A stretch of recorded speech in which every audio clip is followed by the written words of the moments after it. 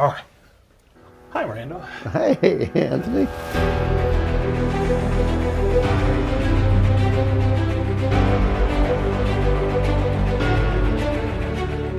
So, Randall, we connected through Jill Connor Brown, a mutual friend, and it's funny because I first met Jill when I was recording a Mac McAnally home concert.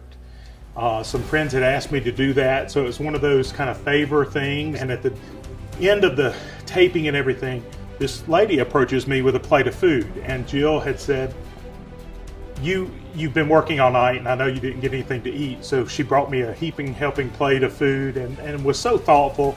Didn't know who she was at the time, and since then we've become friends.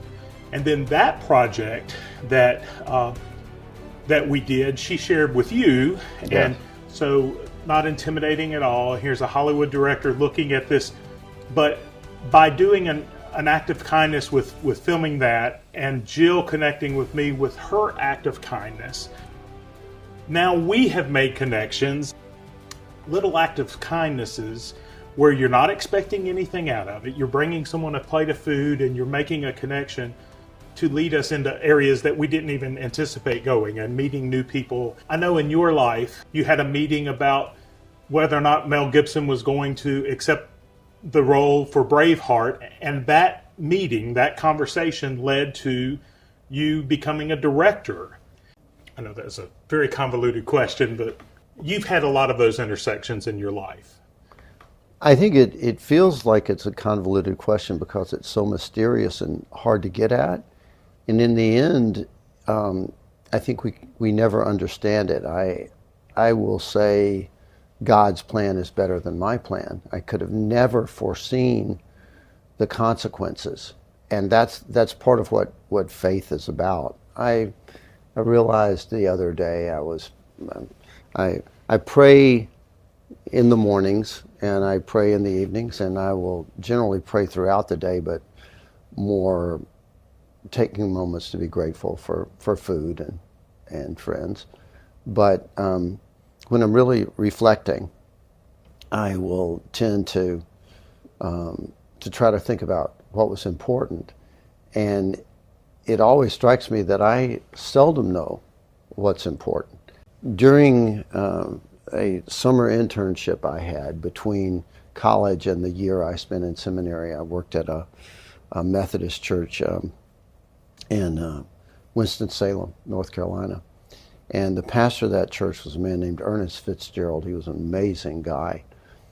And in one of his sermons, he said, "We have good days and we have bad days, and we seldom know at the time which was which." Wow. And that is powerful. We never know what the little things are going to be. It's striking as you tell that story.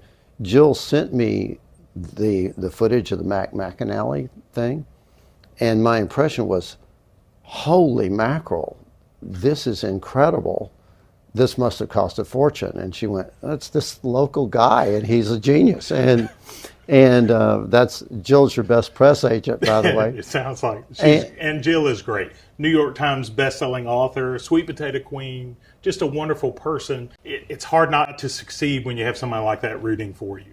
Really. Well, yeah, but she doesn't say things lightly, and she has an immediate eye for what she loves and for what works. And I think there's something in that about how preparation meets opportunity. My sons and I were talking about this recently, that you put pieces on the chessboard, you maneuver around when I've gotten into watching Magnus Carlsen videos recently. I don't play chess very much, but I can appreciate somebody who's truly gifted, and he's beyond truly gifted. But they're playing positions, and they don't necessarily see all of the permutations that are going to happen, but they know that it's stronger to be here than to be there. So we make our choices, our strategic choices of, this might be a good idea, this might be a good school to choose, or I can't really explain why I want to go here instead of go there, or write this instead of write that. but you have to step forward into the mystery of all of that. And what matters, I think, is whether you're open to the idea that it can always be better, and you're also aware that things could go wrong, and I really need to prepare. Yeah. That's good stuff. And you mentioned your sons, and getting to know you has been a treat, and already as believers we're already brothers. So in making these connections, it's easy because we already have a shared history. Right. But not only that, you were born in Tennessee, your family from Lizard Lick, and you spent time in Memphis and then in Virginia, Lynchburg. And so being a Southern boy and raising your sons, and I know you raised them to say yes, sir, and no, sir, and that sort of thing, even when maybe in California and places that's not the cool thing to do, but you have a certain connection with your family that's so inspiring to us. And as we do a lot of family business and family studio, and our kids, not just for free labor, but they're good at what they do, and we like working with them. But you working with your sons, it is inspiring to us. So talk to me about why that is so important to you. So I have a kind of metaphor, way of seeing things, that what gives a place its character, and certainly what gives a human being their identity, is what they hold sacred, what they consider God, what they treat as God. And in a real brutal kind of shorthand, I would say that in New York City, money is God. It doesn't matter if you got your money in the most despicable way.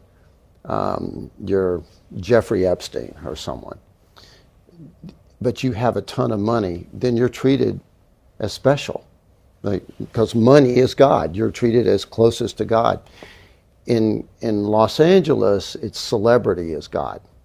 You could have gotten your celebrity in the most despicable way, but you're a celebrity, and people worship that. Now, the South, I'm not saying it's better, but in the South, honor and pride, your family honor. When I was a boy, my father, who was a traveling salesman, came in and told us that he had seen a guy named Elvis sing, I think he was like opening a supermarket or something, for $50 with his band. And my father had an eye, and he said, this guy's got something. And in a very short time, Elvis was really big. And the story went around Memphis that Elvis, when he made his first money, got into his pickup truck and drove around Memphis and paid off all of his father's bad debts. Wow. And that story told us that Elvis was ours. He was a man's man. He lived by his code. And there's nothing more important to me than family.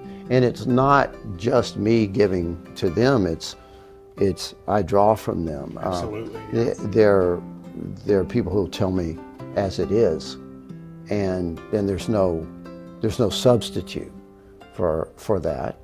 And I also think that it gives life a certain fragrance, a certain beauty when, for example, my youngest son won't ever meet my father in the flesh, or my mother. They were gone before he was born.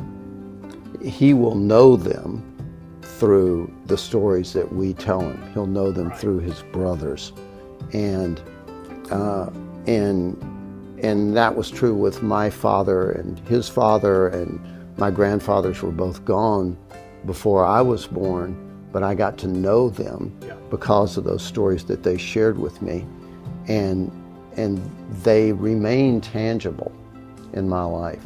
When my father passed away, and my mother, some years later, they did not leave me. And I don't even mean in a metaphysical sense. I mean, they're present. You find yourself looking at your children when they're about to go off to college or something like that is happening, and you go, that's what that look on my father's face was about, that I didn't understand when I first saw it, but now I understand it. And then it's like, oh, okay, I got it.